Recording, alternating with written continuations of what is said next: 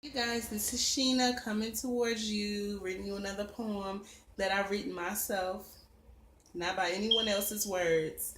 And I wrote it back in September on the 25th of last year, 2015, and I'm just getting to it. So I hope you guys enjoy. It's entitled The Rose Within by Sheena Coles.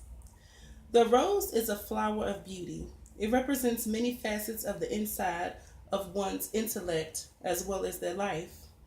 Just as a rose starts off as a small bud hidden in between a crevice of a shell like leaf, so is the way love starts off with an opposite sexual attraction. As the rose is thriving to grow up, it needs love and nourishment to allow it to blossom. The rose depends on other support to live, just like that of a loved one who feels enslaved by a certain lifestyle but hasn't quite figured the way. They need the love and affection of another to continue to thrive. The rose within, oh, how it longs for freedom. Oh, how it longs for continuous love. It's afraid that it will be left for dead, trampled upon by unloving words, abused by unwanted hands, pulling at its silken leaves.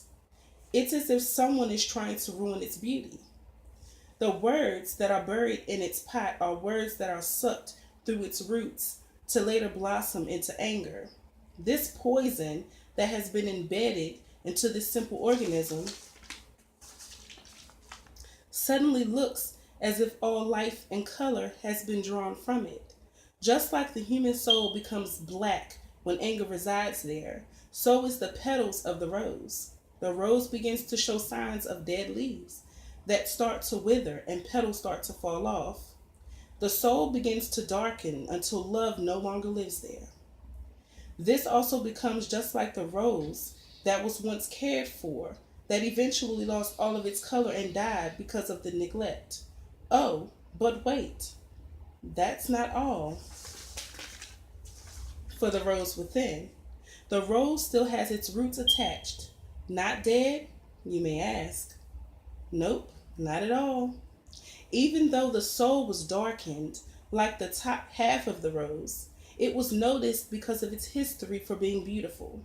So as the root that's in the soil that was once fed poison from the owner with anger, all of a sudden begins to blossom all over again, but just a little, just enough to restore itself for the purpose of gaining its beauty back. The new individual starts to water the rose and nourish its soil so it can blossom into the full flower it always was in the very beginning. It is just as if the rose, the soul, has a white mist that blew through its core to bust the bricks of deceit in order for it to take over the human that once bore its nastiness of anger to form into the beautiful person they always were. Finally, yes. Yes, yes. Love is definitely in the forecast. The petals have bloomed into its boisterous red, and it even has some new blooms that are starting to show on the side. How wonderful it is to love and to be loved, from the crown of the head to the toes of your feet, from the root of a rose to the silky, beautiful, bodacious red petals, which all links to the inner being, which is the rose within.